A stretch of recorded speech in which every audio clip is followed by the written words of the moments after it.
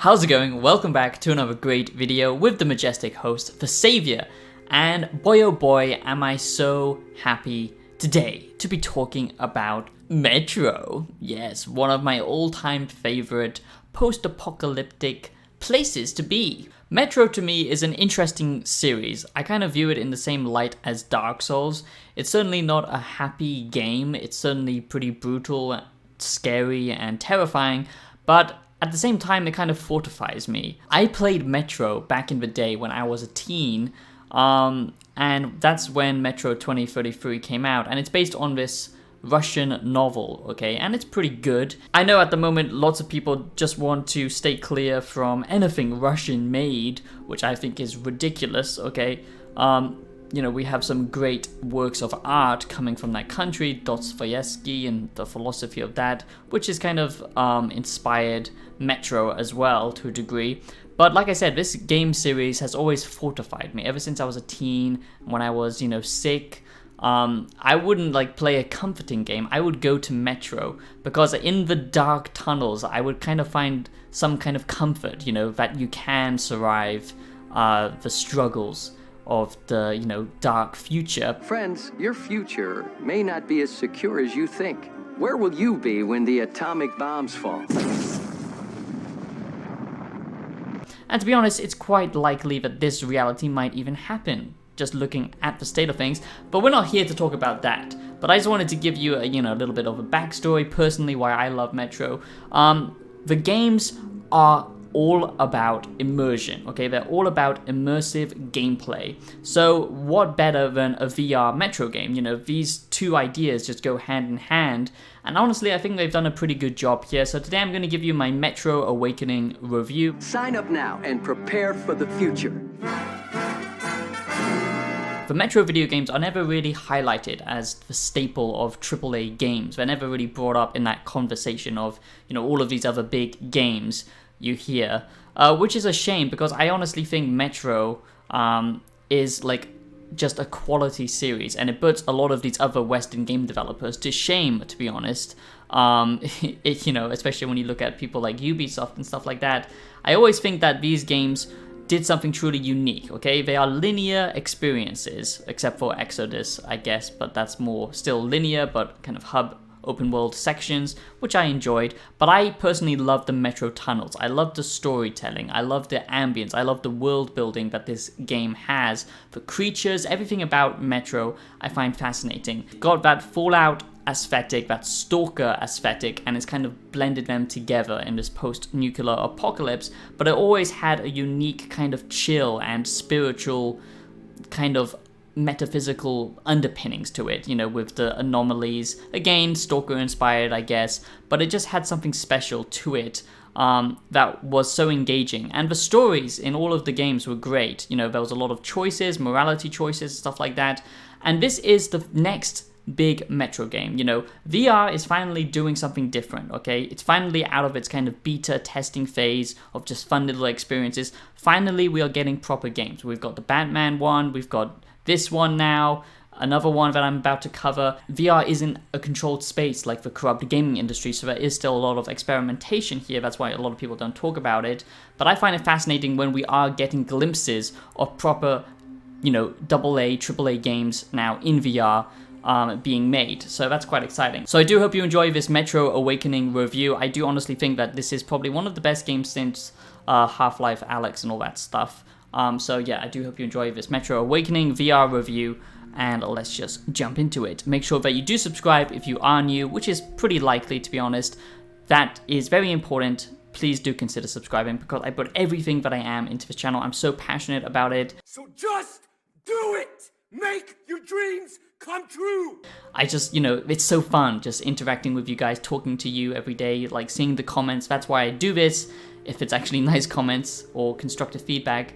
But yeah, please join the Wise One community. If you love gaming analysis, yearly reviews, early reviews, and philosophical content, I blend everything together. Subscribe right now, and I'll be happy to have you join this fantastic community where we can try and make a difference and, get rid of the corrupt gaming industry because it's getting pretty bad out there. So Metro Awakening is coming out on the Quest, it's coming out on the PlayStation VR, and it's coming out on the PC. So I don't think this is going to push for graphics like Half-Life Alyx did, and you have to remember that this isn't made by the same developers who made the Metro series, and they are the people that really push the limits of the graphical fidelity and immersion. Again, a lot of the big AAA gaming industry doesn't like to talk about Metro because it's not really, kind of pushing any ideas, or it's not in the kind of circle. If you think of the gaming industry now as like a miniature Hollywood, that's kind of what it's become. There's a closed circle. Metro has always been outside of that. But honestly, they are great at storytelling. They are great with graphical fidelity. And this VR game, sadly, is not made by 4A Games, okay? This is made by the same people who made Arizona Sunshine. They are pretty good VR games, but they are more arcadey in nature, less immersive. If you think about immersive shooters being like Onward in VR and stuff like this, Metro has always been about immersion. That was my deepest concern about this, and sadly, they have foregone the immersion, okay? I mean, it's immersive in the fact that it's VR, but they've kind of lost track of why the Metro games are so great when it comes to combat, which I'll talk about, but everything else in this is pretty solid. So the first positive is the atmosphere, okay? I love in all of the Metro games when you first start off, you get to interact with the settlements. You know, it's kind of like that bonfire feeling. You know, obviously it's completely different from Dark Souls, but you know, you go through these exhilarating linear levels through the Metro tunnels, and then when you do reach a camp, I just remember that so well when I was a teenager playing like the first Metro game and Last Light, like going through the Metro tunnels, and then you reach another like safe haven, a safe town, and you really have to think about like, you know, if you're going to stack up on ammo or upgrade your guns, and just soaking in the atmosphere of these kind of, you know, survivors living down in these tunnels like rats now. You know, the human species has been replaced by these more evolved mutants. It's such a cool, unique experience. Sadly, here, there isn't much interaction in these town areas, okay? That was disappointing to see, but there wasn't much in the Metro games either. You know, you could talk to a few NPCs, but it's mostly soaking in that atmosphere, and that is here 100%, and I think they did an amazing job with that. So this is made by Vertigo Games, so think of this more as a spin-off of the Metro series. It is a full game, but it's still not as long as maybe like the proper full Metro games. And like I said, this is a spin-off, it's not made by the same people, so expect a little bit of difference in tone, but they have nailed the ambience. That's the most important thing. Interacting with the guns, all the Metro weapons that we love, like the Bastard, that's actually what it's called, and the shotgun that's kind of reloaded like a revolver. You actually have to do this individually, so it does have that immersive realism when it comes to reloading. Not as good as some, you know, VR military sims or anything like that, but still it is there. And just interacting with all of these objects, you have a kind of Saints and Sinners backpack mechanic, which I like because that was just like the best way they've done inventory in VR, if you ask me. You know, I'm not a massive VR gamer, to be honest, because there hasn't been many good experiences, but when there are experiences worth calling attention to, then I do think this could be a big thing for gaming. I don't like VR on the social side of things. I think that is very dystopian and destructive, and you shouldn't trust companies.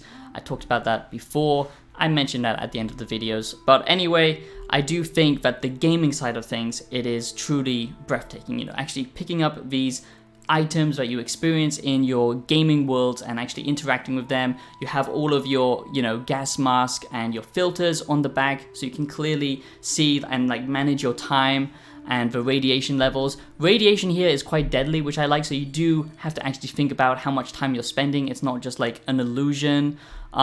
It's so scary. A lot of people aren't scared by Metro games. I'm scared of Metro games, especially the earlier ones when you are in the tunnels.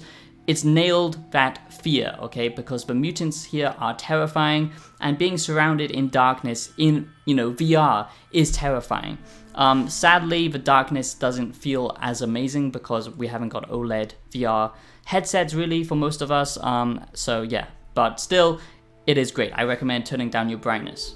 So let's talk about the combat, okay? The reason why the Metro games are so beloved is because it's similar to Stalker, it's all about immersion, okay? And you can play it immersively here, slow-paced, but at the same time, it does kind of reward you for using, you know, kind of cheaty VR mechanics, okay? For example, you know, not every object has realistic weight, so you can dual wield, which is kind of stupid. You've never seen that in a Metro game. It feels a bit more floaty, everything. And just for like hit detection, all that kind of stuff is a little bit off. The AI is good, but the actual combat itself, when you're shooting the people, it does feel more arcadey. It doesn't feel like, you know, as tactical and as just realistic when you get that perfect headshot from miles away like you would in other Metro games.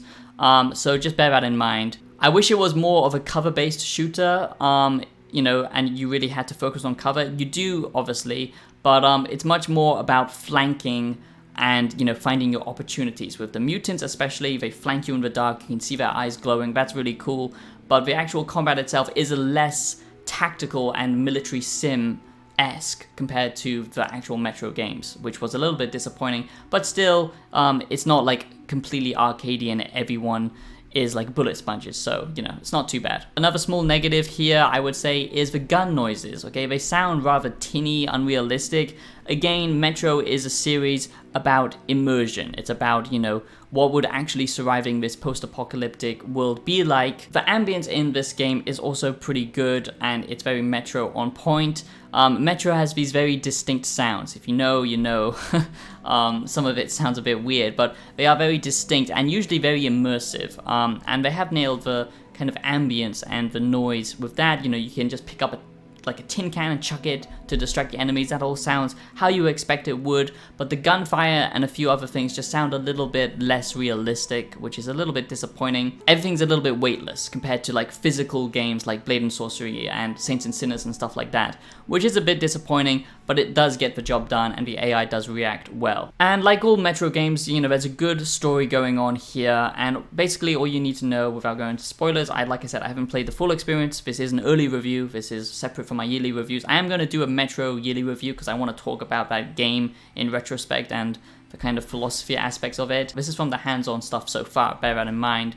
But the story does seem to be, you know, good. Just like all Metro games, that's the kind of bread and butter that keeps you going forward. Basically, you are a doctor who is trying to kind of find his wife, you know. So there's a nice personal element to it. You are, you know, a character who has a voice, and, you know, it's all performed very nicely, the NPCs that you interact with and, you know, travel with and stuff like that. So the only two negatives I really have, like I said so far, is the combat is a little bit floaty and more arcadey, but, you know, it's not the end of the world, I guess, and not much interaction, okay? So when you're exploring these actual safe havens, there's not much interaction really, which is kind of disappointing to me, because in VR that stands out even more compared to a normal gaming experience, and I would have liked to see, you know, more things to interact with. Yes, you can pick up certain items, chuck them around, play guitar, stuff like that, but I mean more NPC reactions and stuff like that, more objects in the world that are physically there.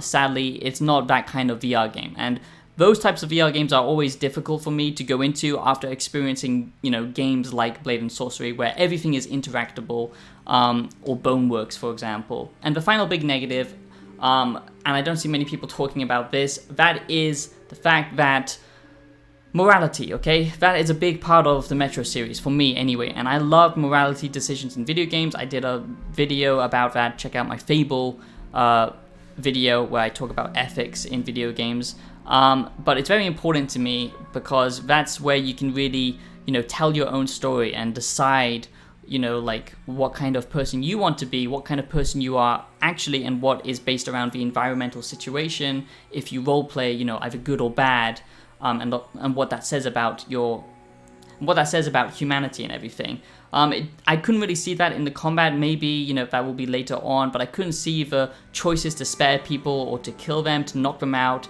to kill them. That's very big in the Metro games, and it depends on the different endings that you get. I couldn't see that, and like I said, the combat is more arcadey.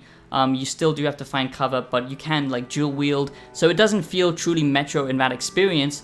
But all the other positives, like, you know, stealth gameplay, knocking out the enemies, being in the actual world itself, soaking in the atmosphere. The light mechanic is still here, and the horror aspect and the tension is just ramped up way more because you're actually in these locations. But as for a VR spin-off Metro title, I think this is the best we could possibly get.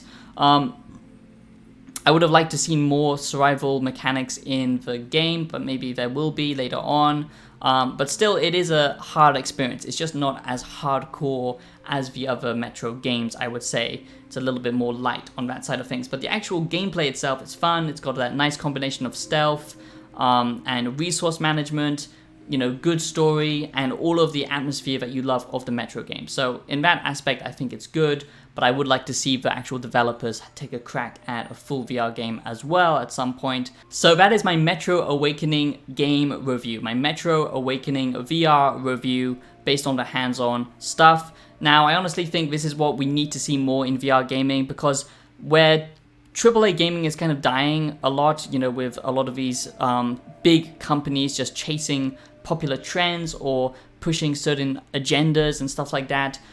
VR is still a space where creativity is flourishing. It's kind of like in the PS2 days right now, and seeing actual big IPs transition into VR is exciting. So I do think Metro Awakening VR is worth it, because I do see people online saying, is Metro Awakening worth it? And as a Metro fan, a super hardcore Metro fan, which I am, I love anything post-apocalyptic and deals with morality. Yes, I would say this is worth it. Is it worth buying a headset for? I'm not sure, but there are many good games coming out now, so maybe now would be the time for a gaming experience. And I just want to end this video by saying, of course, enjoy the gaming side of VR, but please be careful by sharing your information or interacting too much socially through digital means, because as a humanity, we do need to bridge that divide, and I am very worried that as a species, we are heading into transhumanism, and that philosophy is everything that I stand against, especially when corporations control these devices. So just be careful, but have fun at the same time. I always like to end on that message. That's why I don't usually cover VR topics, because, yeah, they're good for gaming, but yeah, just be careful with what you do with the device. Thank you so much for watching, and I'll see you in the next video. Have a great day. Peace out.